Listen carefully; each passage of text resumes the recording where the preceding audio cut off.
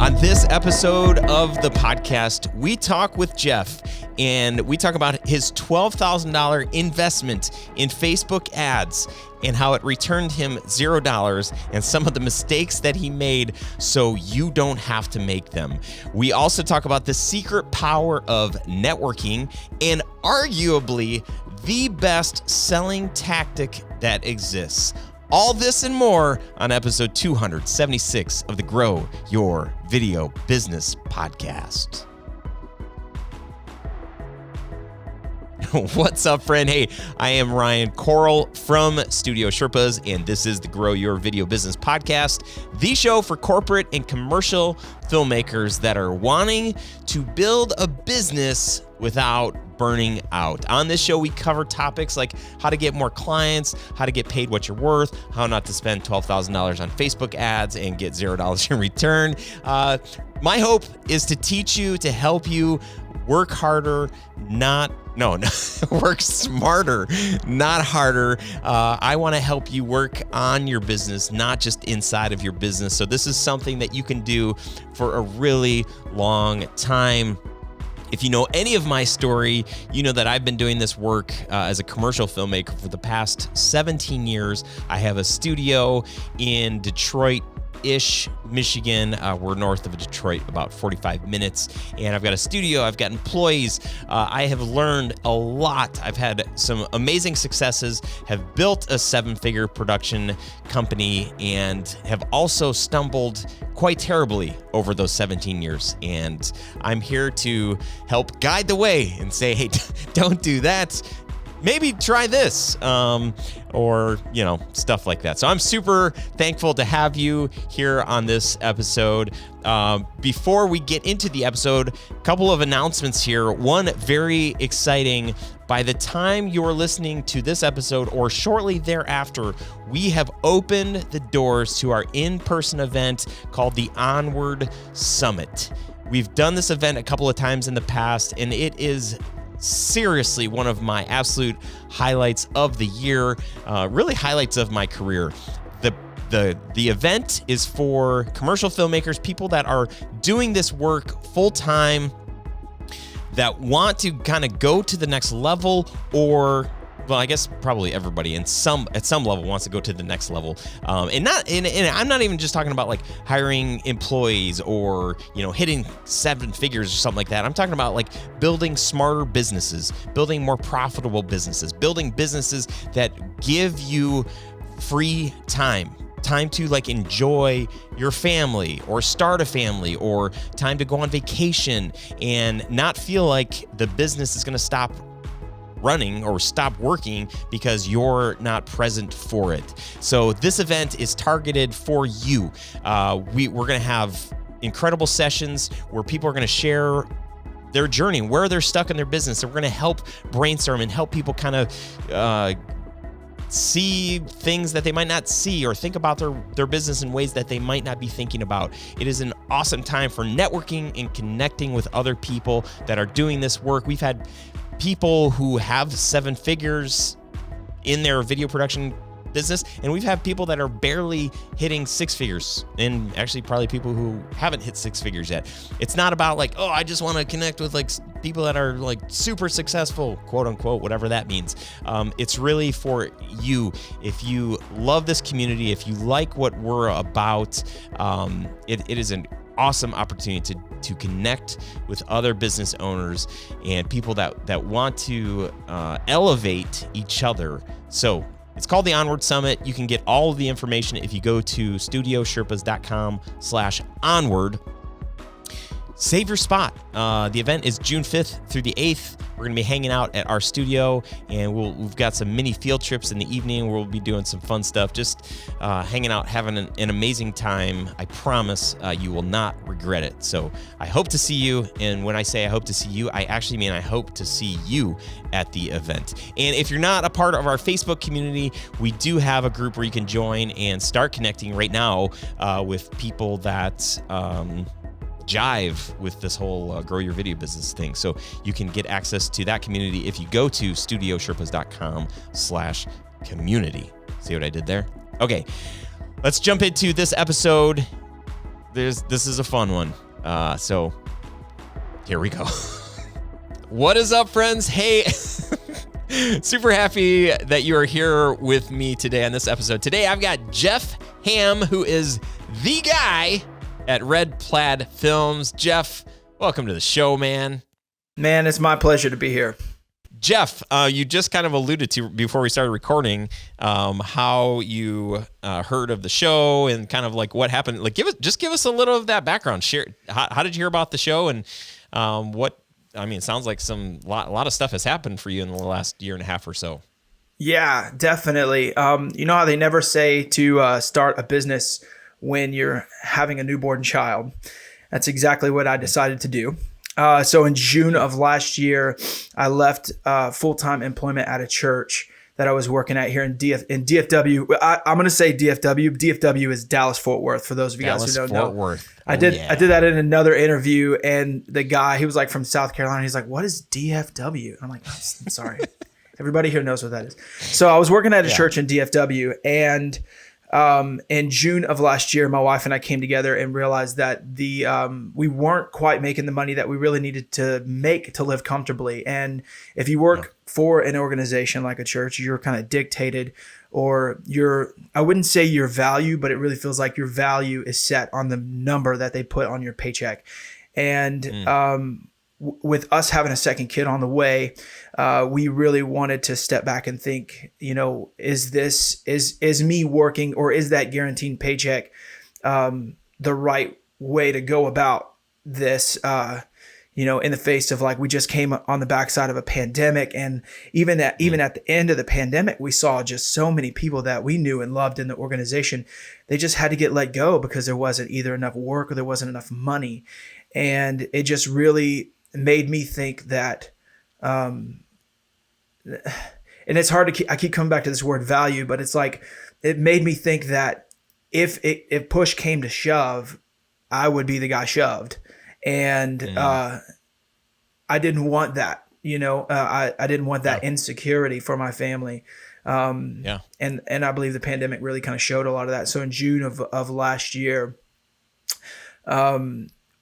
I decided to step away from the full-time employment that I was and to fully create my business. And so the podcast, I found that I was just searching, for educational information on how to start and how to be a successful video business. I'd been doing video business since 2016 and just really pursuing and trying to make it happen, and not successfully, which was one of the reasons why I went back to full-time employment, was because I was barely making ends meet, and I got a little distracted there as well in the middle, where I tried to like flip houses and do a whole bunch of other stuff. And I think in reality, if I would have just spent my time growing my business, then I would have continued to be successful, but I didn't. So I had to go back to full-time employment, and then the podcast really just kind of helped me with a lot of the education that I needed to keep the business going. That's awesome. That's great to hear. I feel like your situation is, it's a similar story that I've heard before. I think there are still a lot of people out there that are afraid to take the leap because it's scary. I mean, it's scary to go from a predictable income, guaranteed salary, probably some benefits, to, being the one solely responsible for making it or breaking it. Like, how did you get the courage?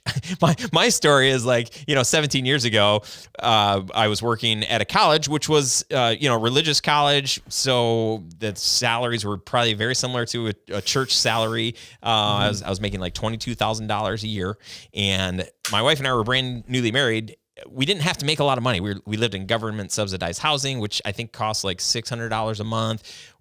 Both of our cars were paid off, so we didn't have many bills. So it wasn't a big, I was like, I'm going to start a business. And I tell people that story, and they're like, wow, you started a business. That's, how brave you must have been. I'm like, it was like, I would be a complete failure in life if I couldn't replicate or figure out how to make $11 an hour, or at least $11 an hour doing video production. So it wasn't a big risk for us.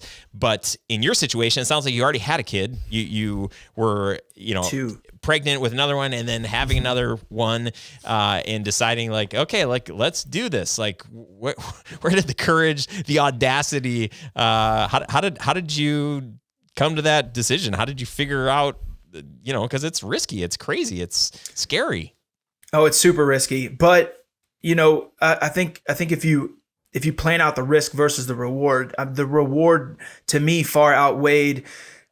So I'll just be honest with you. Like in June when I just came back from vacation. Yeah, I just came back from vacation.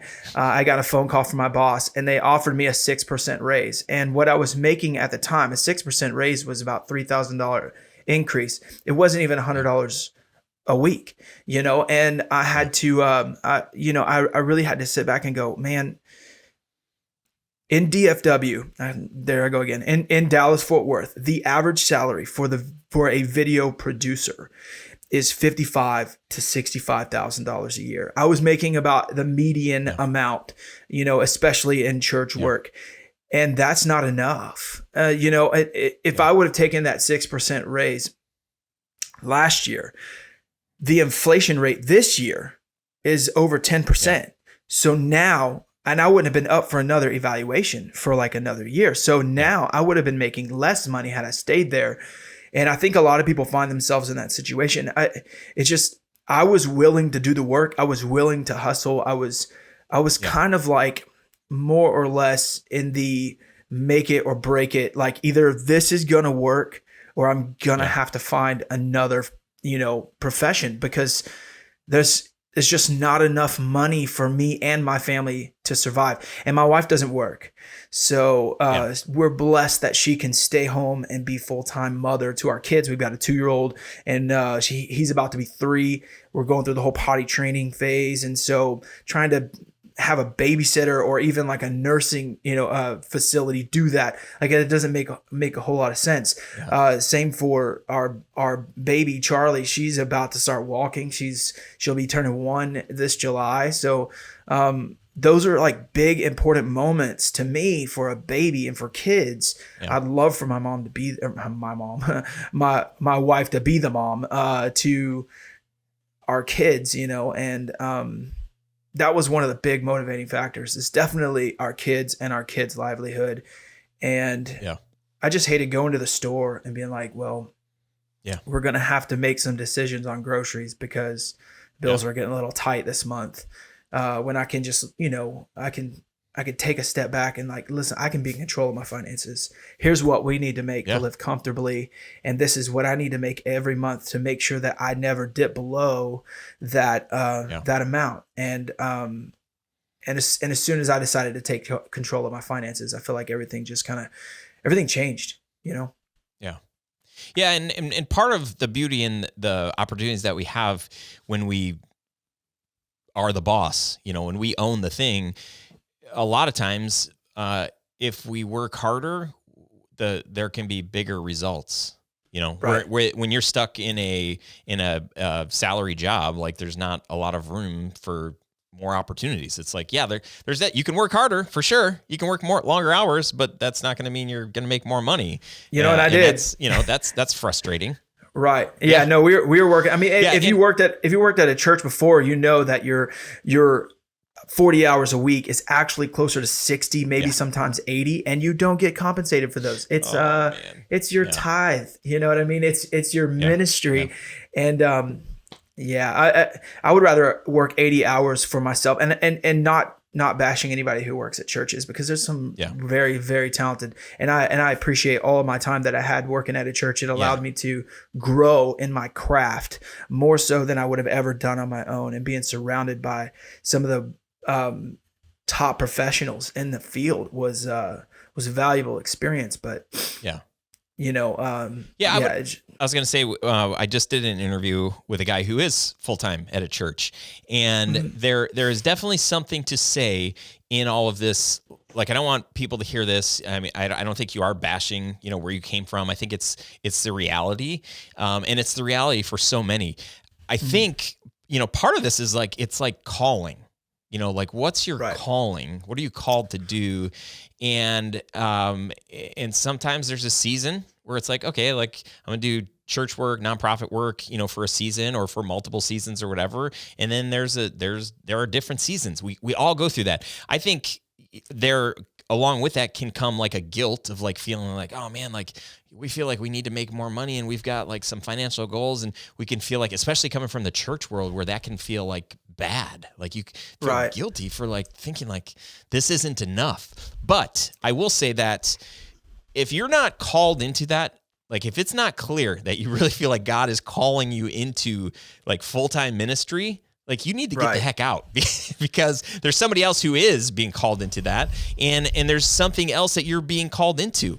And, I think, again, like you could be 60 years old and it's like, oh, hey, you've got a successful video business. You're being called to go work at a church and mentor and disciple and like lead, help other people. And that's the reality. That can be somebody's reality. And that's fine. That's really good and healthy. It's just a matter of like, if you're called to do something, hopefully you're doing whatever you can to make that work. Right. And when you're being called out of something, hopefully you're doing that in an efficient way, so that you're not staying where you're not supposed to be, and you're investing your time, your talents where you're feeling called to be. Definitely. And I believe that, there are times where we're called to places for seasons, like not necessarily like through the duration of our life. So I did, I think my background's a lot like yours, where I did go to Bible school. I studied actually to be a pastor, and pursued that for a little bit. But I realized that it wasn't necessarily for me. I really had a passion for making videos. And so I had this, I had this opportunity to work at a really large church, and that's what I was doing for a while. And for that season, I believe that's exactly where God wanted me to be. And I think once I started to exceed where God wanted me to be, then you really start to feel the pressure of, hey, it's time to take that step. And that's where I was. And I knew, because I had gotten myself in a situation similar to that at another church prior to that. I'm 38 years old, so I've worked at a few different churches and a few different ministries.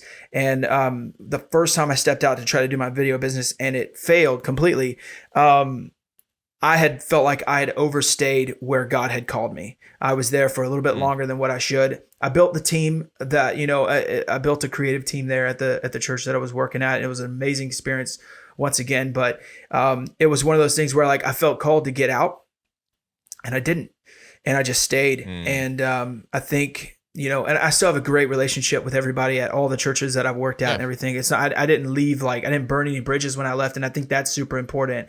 It's like never burn bridges, because you never know where God may lead you in the future. But if you step out gracefully at the right time, I believe it's not only beneficial for you, but it's also beneficial for that organization that you're working in. Because if you think about it, there's somebody in line waiting that they need to work with them. And you have, like there is a thing to outgrow your surroundings. God if he allows you to grow, when he allows you to grow, not if, you can outgrow your surroundings, and he can lead you to the place where you need to be. Yeah. I love that idea of like not burning bridges, like being very intentional with all of your relationships, no matter how frustrating people might be and how annoyed you might be with, whatever the things are. And I would say a lot of times it's like it's our own fault, or it's our own stuff that's kind of in the way. But I had a coaching call earlier today, and the guy I was coaching was just talking about this. He's got one client. And as he was describing this client, I was just like, I was getting stressed out, because he's spending so much time with this client who's calling him like every day, and he's just one of his like many clients. And this guy he's not paying enough. He's not valuing. So anyway, long story short here, this guy who's coaching wants to move on from this client. He wants to fire this client. And there's a couple of different ways to do that. And one is just be like, I'm done. I'm out. You're driving me crazy. I can't do this anymore. And you can do that. Like, you've got the freedom to be able to do that as a business owner. You can do that however you want. Also, this is kind of what I was suggesting to him, is like, let this guy know, like, hey, starting 6 weeks from now, kind of give him as if you were an employee. You don't owe him this, so just know this. But if you're an employee, he's got like YouTube videos that he's producing for him every single week. So there's an expectation. It's not just like, heavy. Once a quarter he's doing a video.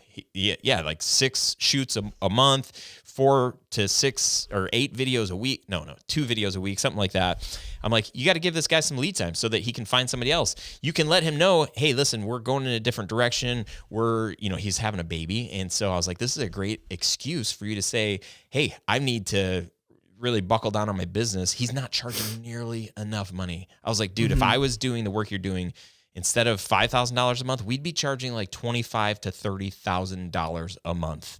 I'm like, I will hire you right now to come do some videos for me because I'm going to save a lot of money. And he's like, you're right. I'm not valuing, my time, and this guy doesn't value what I'm doing. And so it's just a really unhealthy relationship. Anyway, long story longer, you can still serve the people that you're frustrated with, that you're not feeling valued by giving them that, like, hey, this is how we're going to offboard. It's time for me to move on. I'm taking the business in a different direction. We've got new things happening. I've got, a different vision for I want to take this company. You don't owe anybody anything. So this guy, he doesn't owe him anything. He's done so much work for him, but there is a possibility that this guy could be totally ticked off.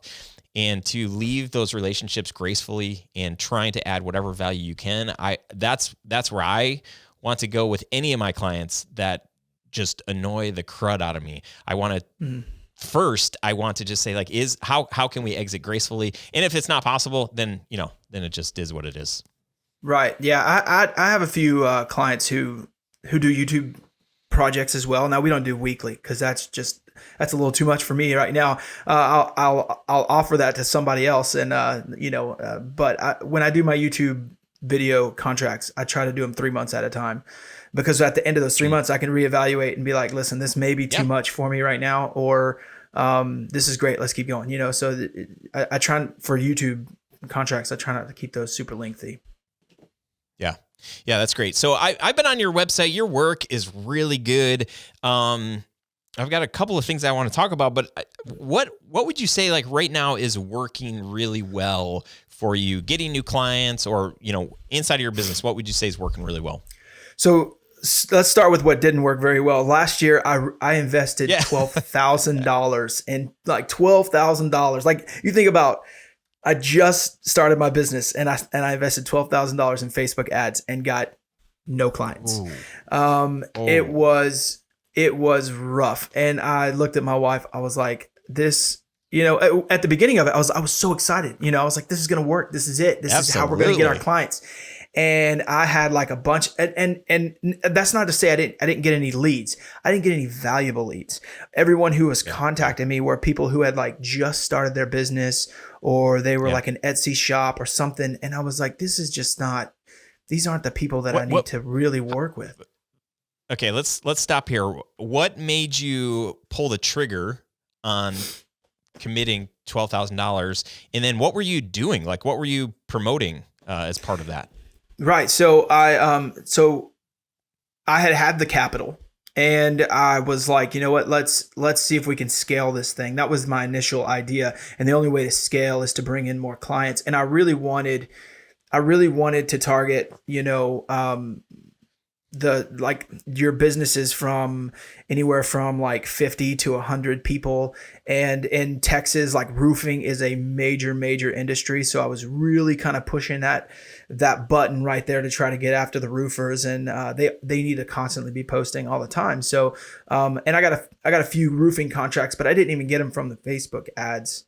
But that was initially why, I had started trying to do the Facebook ads, is I wanted to grow the business to something a little bit bigger and, make more money. That's kind of the intention, right? So were you creating the ads, or did you hire somebody to create and manage the ads for you? So I created the ad, which did really well as a Facebook post, and I had a company who was managing the ads for me because I didn't have time to do the whole Facebook pixel thing. And I tried to do it myself, and I was like, you know what? I can't do this. I don't have time. Yeah. I got clients that are waiting on me. So I hired a company to do it. And yeah, I kept messing, and it was a company that kind of specializes in video production, and I just kept messaging them and going, hey, how come we're not getting leads, or how come we're not getting this? And um, it was one of those weird kind of fluky things that I just had to come to a realization, like, well, maybe this isn't right for my business right now. Yeah. Maybe it will be later, but I don't know if Facebook ads were the way to go for me now. And now that I know is a $12,000 lesson, the best way I believe to get clients today is to network. Just and I did the whole thing where like I went to like business networks and stuff like that. That's all well and good, but I think the best network is your network, and not necessarily like bugging your friends, but the people who you are currently doing work for. And for me, it started in 2016 when I would do these little videos for $300, $400 to help these nonprofits kind of grow. And I would go back through my email list and be like, oh, let me reach out to these guys and see if they need a video. And so as I would reach out to old clients, or even clients that I had just finished doing work for, and be like, hey guys, I know you guys are using this video. I still see it on your website. It's doing great. Would you guys need an update? Or do you know somebody who might want a video like yours? And as we would continue to move through the client list, that's where basically the snowball just started getting bigger and bigger, to where now I'm having to make a decision. I'm still a solopreneur, but I have to make a decision whether I'm going to keep doing this myself or I'm going to offload. And I do have a handful of guys that I trust to edit, and that's going to be my first. I have a project right now where we've got one more production day, and then I'll be able to offload the edit for this guy, and that's going to be my first project where I'm like, yay, I get to offload the edit on this guy. So and I don't have to worry about it. And I think it's going to work. I think it's definitely a step in the right direction. And when you say it's going to work, you mean delegating the editing? Yeah. Delegating the editing for my corporate projects. As you know, I do a lot of film work and stuff like that. I can't delegate those edits in the narrative work because they hire me specifically to edit. But in the corporate world, I can be a little bit more of a director as opposed to the editor. Okay, so I think this is a cool topic. I don't want us to move past it yet. I'm still stuck on the Facebook ads because $12,000 is a lot of money. And I love that you said, I listened recently to this book, or this audiobook called Grabbing the Bag by Rob Bell. And he talks about every big financial decision that was not a good one. Is kind of like, we went to the school of Facebook ads, or, it's like, you can look at it many different ways, but looking at it as a learning opportunity. What did we learn? What are we never going to do again? What do we take away? It's really good. So let's go back to the school of Facebook ads. You spent $12,000. What was the ad like? What were you pitching, and what was the call to action? So, and maybe my pitch was a little bit too generic, but the call, like, basically I was pitching for,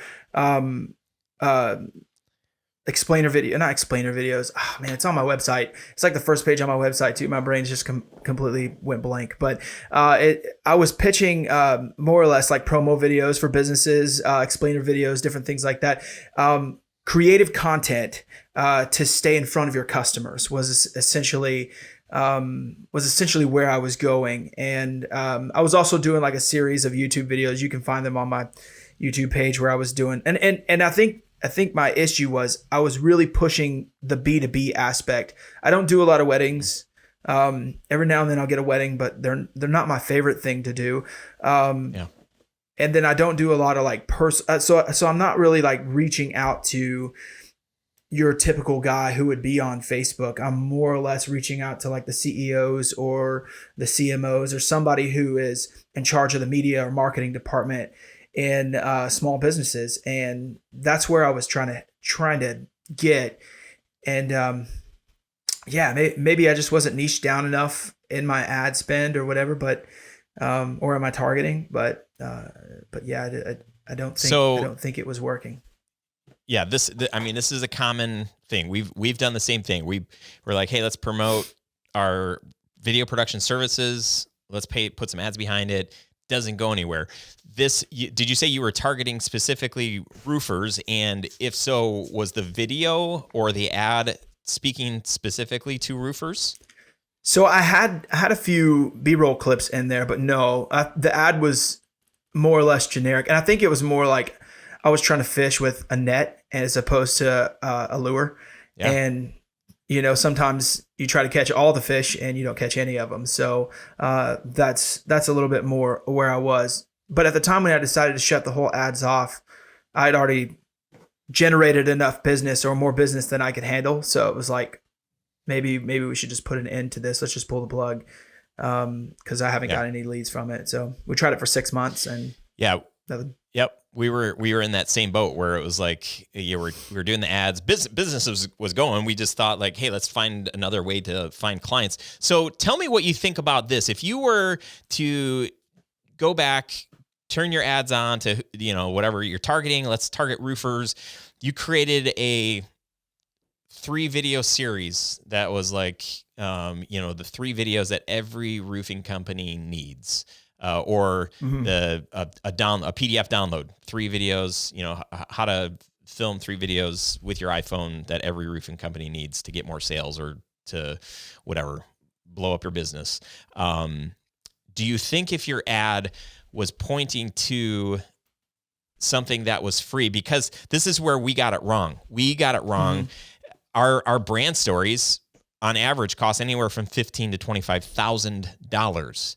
And so we're marketing on Facebook to a cold audience that has never spent any dollars with us. And we're trying to get them to spend at minimum $15,000 but from an ad. We're trying to get them to go to our website, hoping that they believe in the power of emotive documentary storytelling for their business enough that they're going to spend $15,000 to $25,000. Most people that are on Facebook aren't like, that's not their number one problem or the thing that they're thinking about.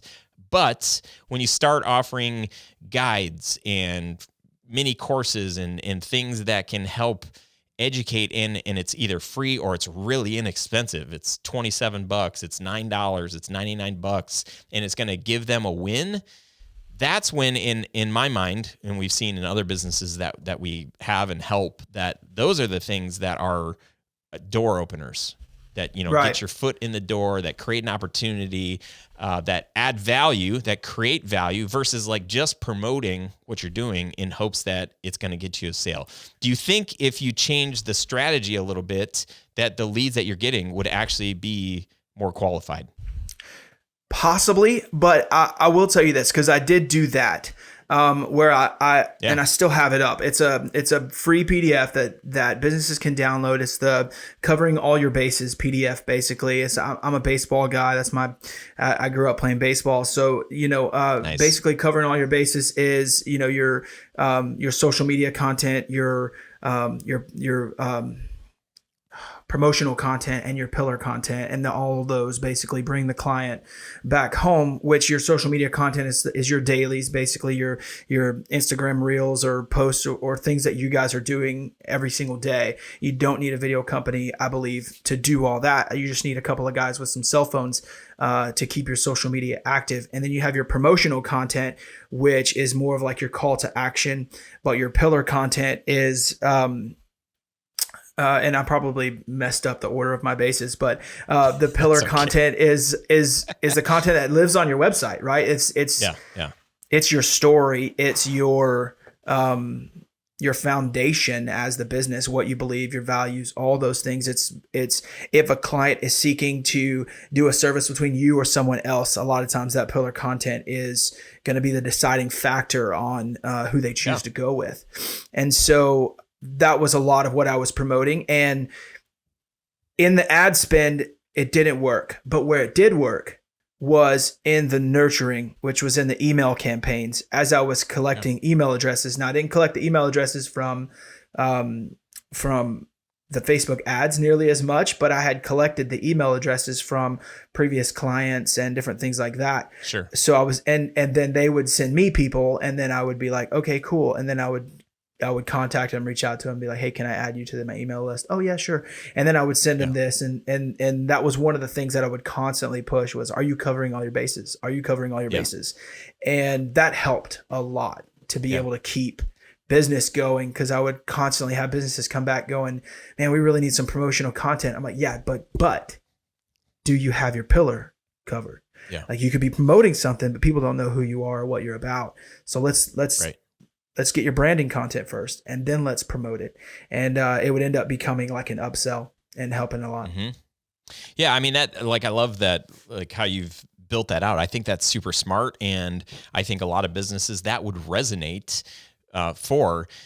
So I'm just kind of stuck on this thing. Like, do you feel like if you built that ad out to speak specifically to a market, so whether that's roofers or lawyers or, you know, I don't know, whatever market, in like collecting, you know, if you're paying, let's say you spent $12,000 and the only thing you're offering on those Facebook ads is a free download in exchange for an email. And so you've got $12,000 worth of like whatever investment in emails. And then you're nurturing those people, and you know they're all like roofers because that's who you're marketing to. That's who downloaded the thing. That it's like, hey, here's the 4 bases that you need if you're a roofer. Like these are the 4, and you're speaking that language. And then you've got 3 emails or 7 emails that are coming out over the next couple of weeks, speaking to these roofers. Hey, next step is a call, or next step is a, you know, if you don't want to do this on your own, you're ready to take that pillar content. We can, you know, our next step is to do this.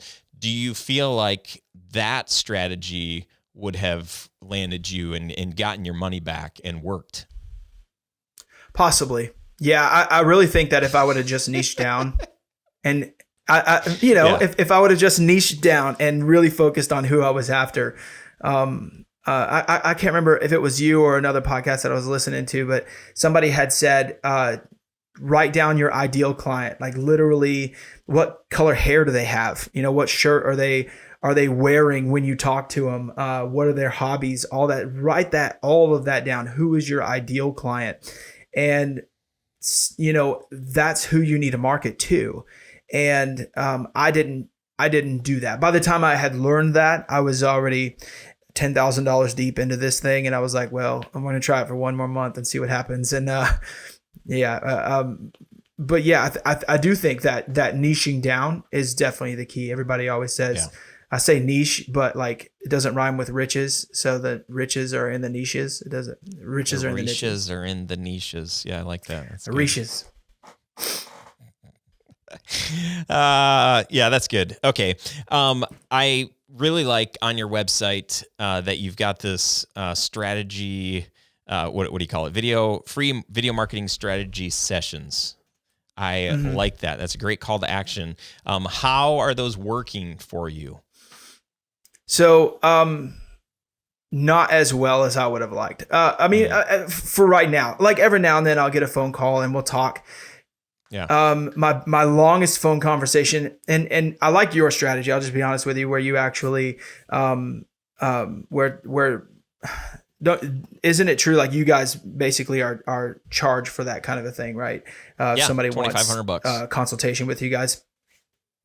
Yeah, because I found myself I talked to one guy. His business was so amazing, and we were sitting there, we were talking, and we were coming up with all these amazing ideas, and it was a great conversation. I was like, oh, this is going somewhere. Like we're about to land a big video. And he goes, at the end of the conversation, he goes, well, you know what? My buddy has a Blackmagic pocket cinema camera.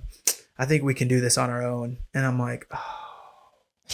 Well, here's all my free ideas for you. Go make an amazing video. But you know, I do a lot of marketing strategies with companies. They don't necessarily filter in from my website, but they always filter in through the network. And I'm able to talk and sit down with several of them. And sometimes, you know, leads are different. Some of them are the right now buyers where they're going to buy right then and there. You're going to get them on a piece of paper. They're going to give you a check at the end of the day. It's going to be great. Some of them are, you know, in a few months buyers where you're basically nurturing and you know, you planted the seed and you're nurturing it and you're kind of keeping it growing. And then some of them are far in the future. But at some point, if you keep in contact and you keep working that lead, it will buy from you, or that seed will sprout. And so I always have to think of it in those terms. Like, even if I have a conversation with somebody today, maybe it won't result in a sell today, but it may result in a sell much later on down the road. And case in point is a company that I'm doing work for right now, a pest control company. And I've been nurturing this lead. We did his promo a few years ago, and he changed his logo a couple years after that. He rebranded his business. He's now got several employees underneath him. And I just reached out and said, hey man, I'm here if you ever need to update your promo or stuff like that. And then a couple months later, he messaged me back and goes, actually, I've been thinking I do need a new promo, and let's do that. But I also need some social media content. Do you mind? What would that package look like? And so rather than building a single promo package from just a simple message on Facebook, like, hey man, I noticed you rebranded. We ended up building out a multi-package deal that's going to last over the next 3 months. That's great. Love that. Yeah. So with the strategy calls, because you've got this call to action on your website multiple times, which that's the way to do it, right? Donald Miller teaches this, like it takes people like 7 times to see something 7 times before they actually realize, like, oh, this is what I'm supposed to do. So right. I'm just curious, you've got this call to action. What is the goal? Like, in my mind, originally when I saw this, I was like, oh yeah, this is cool. This is smart. In my mind, I'm thinking like it's a 15-minute, like, you're going to cover these, you're going to ask a couple of questions, and then you're going to give them a couple of calls to action. Maybe you're covering the 4 bases that you talked about. What is that call? What's the structure of that call? And how are you avoiding the hour-long, call with the guy where you're like, oh man, this is going somewhere, only to realize like, oh shoot. What's the next step for people, after that call? How are you doing those? Right. So typically I try to keep them 10 to 15 minutes. I don't like to be super long. And in the conversation, mostly I like to listen. Tell me where you're struggling. Tell me what your pain points are. I feel like if, and you mentioned Donald Miller, like story brand, right? Like if you can become the Yoda to their Luke Skywalker, basically, that's our purpose, especially as a video production company, is we are the behind the scenes. We are the promoters or the lifters of the business with the content that we create. So they're the hero. And so I like to listen. And sometimes listening unveils a lot of things that they really need to get done, and could end up generating a lot more work than you driving the conversation saying, well, right, I looked at your website. You need a promo. You need this. You need that. They'll come to you and list off a bunch of things that they need. I talked with one company that they needed a bunch of safety videos, but they didn't know they needed a bunch of safety videos. And we sat there and talked, and he was like, man, we're spending a lot of time. And he had just kind of randomly, told me this. We're spending a lot of time teaching our employees, and it was a packing company, how to properly pack this furniture and load it into the dock. And I said, well, do you think a lot of that time would have been saved with a video? And he was like, I never thought of that. I was like, yeah, just put them in a room, play a video. They got it right there. And now you guys aren't responsible for that. Y'all can be working, answering phone, doing your own thing. And so, yeah, those were, there's always more opportunities. I think if you allow the client to just talk. Yeah, dude, I think that's one of the best pieces of advice that somebody that's struggling with selling, that doesn't like selling, like, stop trying to sell, like, be a better question asker, ask good questions, get people talking about what their pain points are. What are their big frustrations in their business? What are they wasting a lot of time doing? The things that come so natural to us, we think that everybody probably knows this. Everybody knows that if you create a video for your staff that's going to help them, be more efficient on the thing, you're going to save a ton of time. So obviously, somebody's going to call you asking for that. But that's not the case. people aren't thinking in the context of video. We're waking up every day thinking about video. We're getting hired by clients that are saying, hey, we need a training video to help save us time. So you're like, oh yeah, this is the first time anybody's ever hired us for training. I guess that is like a smart thing that a lot of businesses need. Maybe this is something that I should suggest to other clients because nobody else has even brought that up. I wonder, hey, you know what? I've got this email list. I'm going to email all of my, people that are on my email list and say, hey, what do you do in your job? Is there anything that happens in your job that just takes so much time that you wish it didn't take so much time, and let people think like, well, yeah, like, packing this stuff always takes so much time, or onboarding new employees. It takes forever.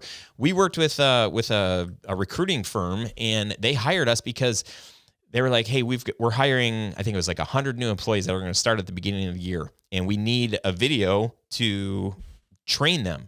And I said, that sounds amazing. How many people, I was asking these questions. I'm like, oh, it's 100 people, and you normally would like train them, one-on-one. Like, and I'm thinking like, how many hours they're going to hire, or they're going to spend training one-on-one. It was like hundreds of hours. The value, I was like, okay, so if we just said that your person, whoever's training, makes $100,000 a year, so let's say it's $50 an hour times the hundreds of hours.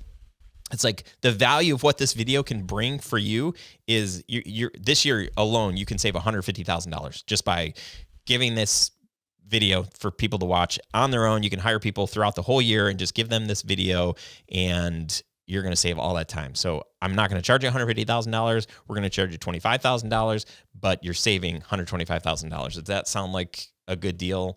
Yeah. Oh my gosh. Like, we're going to save so much time. Yeah. And then you're going to be able to use it next year too. So you're just going to save more money. So listen, ask better questions, guide your clients, be helpful. Don't assume that they know all the things video, because they don't, and they shouldn't. That's your job. Your job is to help them, and you can only help them if you're asking them questions. Right. So another example too is me and my buddy. So when I first got started, I was working a lot with one of my buddies, and every now and then he brings me on to help collaborate with him. Sometimes we'll get like these huge projects that, it's going to take two people with our mindsets to work together. He stepped out a month after I did, and started his business, but he ended up locking in this safety orientation video. And this was the second one that he had done. He brought me in to help him with a lot of the creatives, but these companies, and one of his biggest pitches is safety orientation videos can be the absolute most boring thing on the planet. You can literally just have a guy sit in front of a whiteboard telling you what to do and what not to do. Or we can be creative, and we can actually show some of these situations with stunt performers and things like that. And so he pitched this $100,000 video package for a safety orientation video. And he's like, imagine what your company would save because they're paying attention the entire time to this amazingly movie quality produced safety video. And he's already sold 2 packages, and I think he's working on a third right now. And in Dallas, construction is major. And so yeah, obviously to keep the employees' retention throughout a safety video is very valuable for a lot of companies.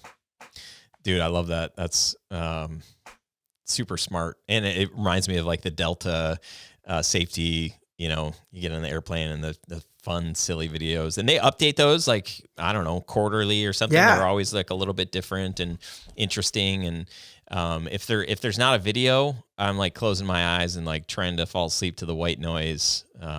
So yeah, you're right. It's there's a need for something that catches your attention.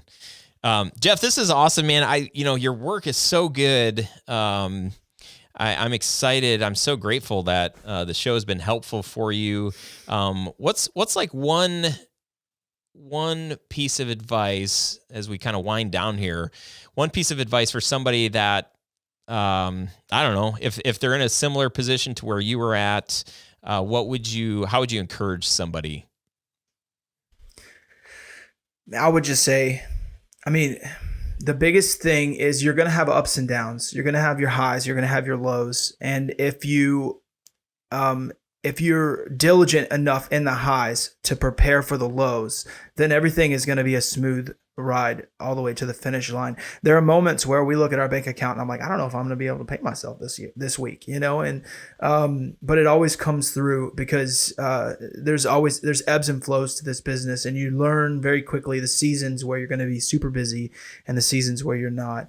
I think that if you are looking to do this full time and just stepping out from your full time job, or maybe just generating it, like maybe you're out of college or whatever, it's a valuable thing to know that you are here to serve the customer. You're here to serve them. And if you can make their business better and make their business more successful, then your business in turn will also be more successful. That's good. What would you say is the number one thing that you're doing in your business to help create whatever predictable, however much control you have over predicting the future, or creating a sustainable business? What's the number one thing that you think that you're doing today to ensure that 6 months from now you still got work coming in? Go for the ask. I mean, when you're done with a client, ask for the referral. Ask for, hey, did you enjoy what I did? Do you know somebody who can benefit from a project like this or something similar? And I think the more you talk, the more you ask, the more leads you're going to receive in return, and that's going to keep you going through the duration. And in all honesty, like, it may not, and this is one thing I had to learn, it may not generate business now. There's a lot, and I was in a position where I needed business right then and there, which is one of the biggest reasons why I invested $12,000 into Facebook ads. I needed business right then and there. But the network that you create, and the more you continue to generate leads and people that you talk to, and nurture those seeds. I hit my mic. And nurture those seeds. Some of them are going to sprout now, some of them are going to sprout later, but all of them will sprout eventually. Yeah, that's good. I like that. I think, like what you're saying, asking for a lead, it can seem like, I don't know, that seems salesy. I've found that being honest and open with my clients, being as human as possible, is like one of the most helpful things. And what do I mean by that? I mean, if I'm going to say to a client, like, hey, loved working with you, hopefully you feel the same. Did you feel the same? Let them say, yeah, oh my gosh, totally. Awesome. Well, we're a small business, and like, I'm always trying to find and partner with other like cool companies that we align with their values. Do you know anybody that we should know? Nobody. I'm not a hard seller. Like, that's not my jam. You probably know that from me by now. But is there anybody? One of the big mistakes, I just like wrote this down. I'm like, I think one of the problems with posting consistently on social media is it can seem like you're really busy and you don't need more work. So if people know that, like, no, you're open for business, and if you can find new clients, I've had so many people in the past that have said, like, oh, I didn't realize that you guys had slow seasons, or I just thought you're always busy, because it just looks like, from your newsletter or from posting on social, it just seems like things are going great and your things are humming along. And I'm like, oh man, maybe there's like a dark side to marketing and trying to make it look like we have everything together, because we've got 60 days worth of business, but I don't have 6 months. I want like 12 months. I want to know that, we've got all these retainer clients and things are humming along, but they're not. And if I'm positioning myself like that, like, maybe that's not the best way to position my business. Maybe I should be more truthful and say, like, at this moment, yeah, we're taking new clients. We'd love to meet other people that we align with in our core value. So do you know anybody? Because I'd be happy to meet them and really happy to take really good care of them. Right. Yeah. Yeah. There's an extreme value to social media for sure. And, just sometimes just a simple post with you being on set can also generate leads. It can have a positive effect. Yeah. People look at it and go, oh, yeah, I need a video. Also, posting on LinkedIn is huge. I've been able to generate several leads just from posting on-set photos from LinkedIn. But I'm terrible, and maybe I haven't found myself in that situation because I'm terrible at social media, and I don't post nearly as often as other businesses do, where they're constantly posting on set. I'll get to the end of the day and I'll be like, oh, I didn't even take a behind-the-scenes photo. What a terrible guy. I'm the worst. Oh man, Jeff, this has been great. Really, really appreciate your candidness and sharing your journey with us. How can people see some of the work that you're doing? I know you've got narrative stuff that you're doing and commercial stuff. Where can they find you and follow along? Definitely. So redplaidfilms.com is where you can find all of my commercial work, and then I also have my filmography spec sheet on there, so you can look a lot of those up. Several of the features that I've done that are completed, they're available on YouTube, Tubi, Amazon Prime, all that stuff. A lot of them are on the Walmart shelves. You've probably seen them. A lot of the stuff that we do go straight to Walmart, which is a lot of fun. But yeah, you can find a lot of that work there, and also my Instagram is at Jeff Scott Hamm is my personal one, and my business one would be at Red Plaid Films. Yeah, that's where a lot of my stuff lives. Awesome. Well, hey man, it's been great to have you. Happy for your success and excited to see what other stuff you do here in the near future. My pleasure. Thanks for having me. Okay, well, if you want to access the show notes to this episode, you can do that. If you don't know where to get those, you can get them probably in the podcast app that you're watching or listening to. If you go to studiosherpas.com/276, and you can get links to the different things that we talked about, including the Onward Summit. If you're looking to go on there, maybe in June 5th through the 8th, that would be amazing. Studiosherpas.com/onward, and get all the information, register starting today, fingers crossed, because I'm filming and doing this in the past, and now it's the present, and I think we're live. If you're watching on YouTube or on Facebook and you have a question, you have a thought about this episode, please leave a comment. Let me know what your takeaway is. What are you thinking? How are you thinking differently, if at all? Do you like the show? Any of that stuff. And if you want to give us a rating on iTunes, I like reading those. Those are I can't talk. Those are fun for me to read. I like reading those. And I'm going to read one from Clarice Gomez. This is a 5-star review. Remember, I only read the 5-star reviews.